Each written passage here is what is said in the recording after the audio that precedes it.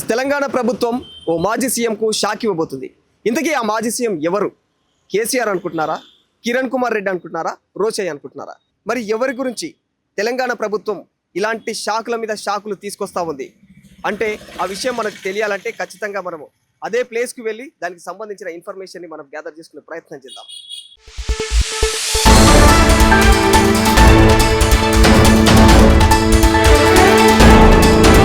ప్రస్తుతం మనం వచ్చేసి అయితే మాజీ సీఎం, తమిళనాడు మాజీ సీఎం అయినటువంటి జయలలిత గారి ఇంటి దగ్గర ఉన్నాము. ఈ కనిపించే భవనమే ఇది, ఈ బిల్డింగే జయలలిత గారిది.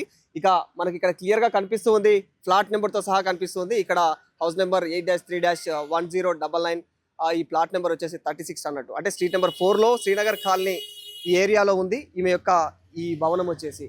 అయితే ఆమె హీరోయిన్గా ఉన్నప్పుడు అప్పుడు ఓన్ ప్రాపర్టీ కింద దీనికి అంటే కొనేసింది ఆమె ఆ టైంలో. కానీ అప్పుడు తను హీరోయిన్గా చేస్తున్న టైంలో ఈ భవనాన్ని కొని ఇక్కడే అంటే మళ్ళీ ఆమె తమిళనాడుకి వెళ్ళాల్సిన టైం వచ్చిండే కాబట్టి అటు వెళ్ళిపోయిన తర్వాత ఆమె రాజకీయాల్లో బిజీ కావడము, అలా బిజీ అయిపోయిన తర్వాత ఇక్కడ హైదరాబాద్లో ఇలా ఉన్నటువంటి ప్రాపర్టీని కాస్త వాళ్ళు ఒక రకంగా పట్టించుకోనట్టే అని చెప్పుకోవాలి. ఎందుకంటే ఇక ఆ తర్వాత అంటే ఆమె ఎన్నో సార్లు హైదరాబాద్ కూడా వచ్చినప్పుడు కూడా ఆమె ఇక్కడికి చాలాసార్లు వచ్చేదంట. కానీ ఆ తర్వాత ఆమె సీఎం అయిపోయిన తర్వాత బిజీ కావడంతో ఇక ఈ ప్రాపర్టీ గురించి వాళ్ళు పట్టించుకోవడం బంద్ చేశారు. ఇక ఆ తర్వాత వాళ్ళ కుటుంబ సభ్యులు ఎవరైనా ఉంటే అప్పుడప్పుడు వచ్చిపోయే వాళ్ళు అన్నట్టుగా కూడా తెలుస్తోంది.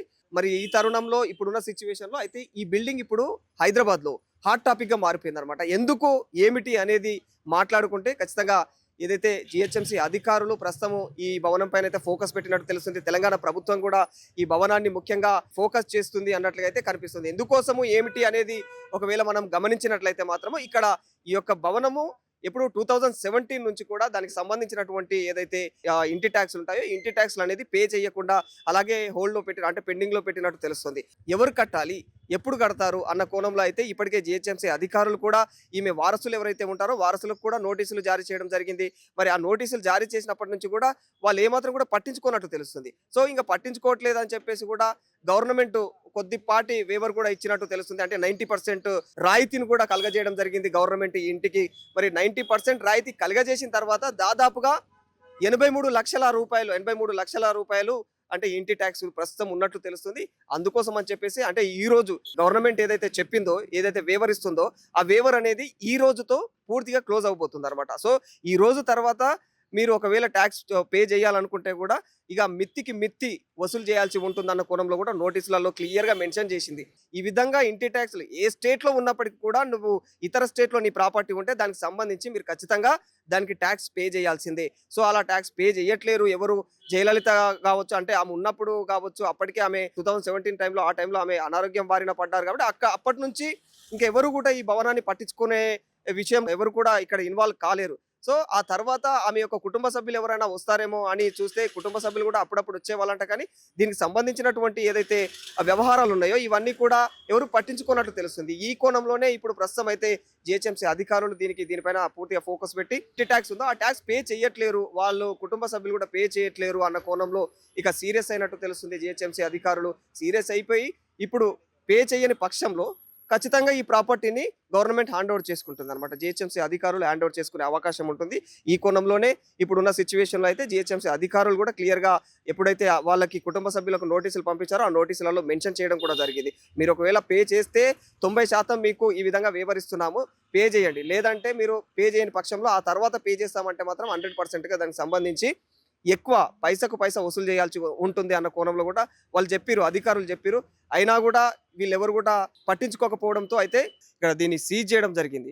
అంటే ఎందుకు సీజ్ చేశారు ఏంటి అనేది ఖచ్చితంగా మనకు ఒక క్లారిటీ రావాలంటే మాత్రం మనకు ఎందుకు అంటే ఇక్కడ ఉన్న సిచ్యువేషన్ మనం చూడొచ్చు. అంటే ఇది ముఖ్యంగా ఏదైతే జయలలిత గారి ఆమె ఇష్టంగా చాలా డబ్బులు అంటే ఆమె సినీ యాక్ట్రెస్గా ఉన్నప్పుడు చాలా అంటే ఆమె సొంత డబ్బులు పెట్టి చాలా ఇష్టంగా కొన్నటువంటి భవనం ఇది. మరి ఆ భవనం ఇప్పుడు ప్రజెంట్గా అయితే ఈ విధంగా అంటే పాడుపడిపోయిందనే చెప్పుకోవాలి ఒక రకంగా. అంటే ఇది ఆమె ఎప్పుడో అంటే సినీ రంగంలో ఉన్న టైంలో ఈ బిల్డింగ్ను కొనడం జరిగింది. ఇక ఆ తర్వాత ఆమె ఇక తమిళనాడు రాజకీయాల్లో బిజీ అయిపోయిన తర్వాత ఇక్కడ నుంచి ఆమె ఇక ఈ ప్రాపర్టీ గురించి కొంచెం పట్టించుకోవడం కూడా తగ్గించినట్టు తెలుస్తుంది. మీరు చూడొచ్చు ఇక్కడ క్లియర్‌గా ఈ భవనానికి సంబంధించి ఇక్కడ హౌస్ నెంబర్‌తో సహా అన్నీ ఉన్నాయి ఇక్కడ ఈ బోర్డ్‌లో. ఇంకా house number 8-3-1099, plot number 36, street number 4, ఇట్లా శ్రీనగర్ కాలనీ అని. అయితే ప్రస్తుతం మాత్రము జీహెచ్ఎంసీ వాళ్ళు ఈ ఇంటిని సీజ్ చేయడం జరిగింది. వాళ్ళు ఎందుకు సీజ్ చేశారు, ఏమిటి అనేది ఖచ్చితంగా మనం తెలవాలంటే మాత్రం వాళ్ళు అంటే నిన్ననే ఇక్కడ వాళ్ళొచ్చి సీజ్ చేశారు.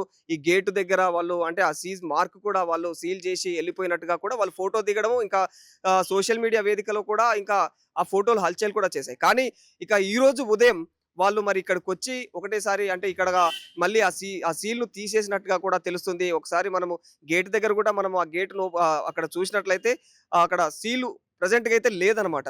మరి ఎందుకు అంటే వాళ్ళు నిన్న ఉన్నట్టుండి ఒకసారిగా వాళ్ళొచ్చి ఇక్కడ బిల్డింగ్ సీల్ చేయడము, మళ్ళీ ఇప్పుడు ఈరోజు ఉదయమే వచ్చి వాళ్ళు ఈ సీల్‌ని తీసేయడం వెనుక ఉన్నటువంటి అసలు టాపిక్ ఏంటి అనేది మాత్రం ఎవరికీ అర్థం కావట్లేదు. వాస్తవానికైతే ఈ ఇంటిపైనైతే ఈ ఇల్లు ట్యాక్స్ విషయమే కొంచెం వివాదంగా మారిపోయిందనే చెప్పుకోవాలి. ఎందుకంటే వాళ్ళు ఎవరైతే ఈ ఇంటి ఓనర్స్ ఉన్నారో అంటే జయలలిత గారు కావచ్చు, అంటే వాళ్ళ ఎవరైతే కుటుంబ సభ్యులు ఉన్నారో వాళ్ళు ఇప్పటి వరకు కూడా జీహెచ్ఎంసీ ఎన్నో సార్లు కూడా ఇంటి ట్యాక్స్ పే చేయాలి అంటే దాదాపుగా 2017 నుంచి కూడా ఇంటి ట్యాక్స్‌ని అయితే పే చేయకుండా ఉన్నట్టు తెలుస్తుంది. అంటే దాదాపుగా అంటే గవర్నమెంట్ దానికి సంబంధించి ఈ ఇంటి ట్యాక్స్ పే చేయాలి అని చెప్పేసి గవర్నమెంట్ కూడా ఈ కుటుంబ సభ్యులకు కావచ్చు అంటే ఇంటికి సంబంధించి వాళ్ళు 90% రాయితీని కూడా ఇవ్వడం జరిగింది. 90% రాయితీ ఇవ్వంగానే దాదాపుగా నియర్ బై అంటే 83 లాక్స్ వరకు కూడా ఇంకా ఇంటిపైనైతే ఇంటి ట్యాక్స్ అనేది ఇంకా మిగిలి ఉన్నట్టు తెలుస్తుంది. సో, ఈ 83 లక్షల ఇంటి ట్యాక్స్‌ని కూడా ఎవరు పే చేయాలి అన్న అంశం బయటకొచ్చినప్పుడు మాత్రం ఖచ్చితంగా ఇప్పుడు జయలలిత గారు లేరు కాబట్టి ఆమె కుటుంబ సభ్యులదే రెస్పాన్సిబిలిటీ. ఇంకా ఆమె ఎవరికైతే ఈ ప్రాపర్టీని హ్యాండ్ ఓవర్ చేశారో, మరి ఎవరికైతే హక్కు ఉందో వాళ్ళు మాత్రం ఆ ట్యాక్స్‌ని అయితే పే చేయాల్సిందే.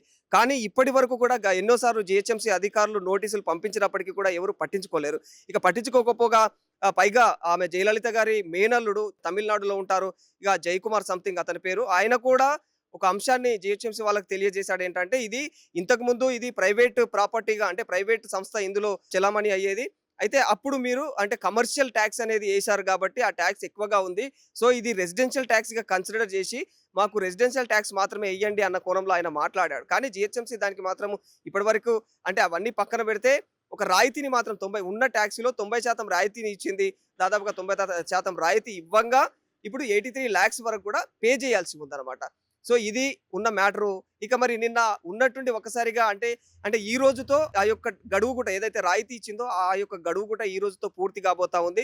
సో, ఈ రోజుతో పూర్తి కాబోతుంది కాబట్టి నిన్న ఎవరు పట్టించుకోలేరు, ఎవరు కూడా దీనికి పే చేయట్లేరు అన్న కోణంలో జీహెచ్ఎంసీ అధికారులు ఇక్కడికొచ్చి అయితే ఈ యొక్క భవనాన్ని సీజ్ చేయడం జరిగింది. సీజ్ చేసిన అనంతరం మళ్ళీ నెక్స్ట్ డేనే మార్నింగ్ వచ్చేసిన తర్వాత ఈ రోజు మార్నింగ్ వచ్చి ఇంకా ఆ సీజ్ అయితే అదైతే తీసేసినట్టు తెలుస్తా ఉంది. మరి ఎందుకు తీశారు అనే అంశం మాత్రము హాట్ టాపిక్ గానే మారిపోయింది ప్రస్తుతం ఉన్న సిట్యుయేషన్‌లో.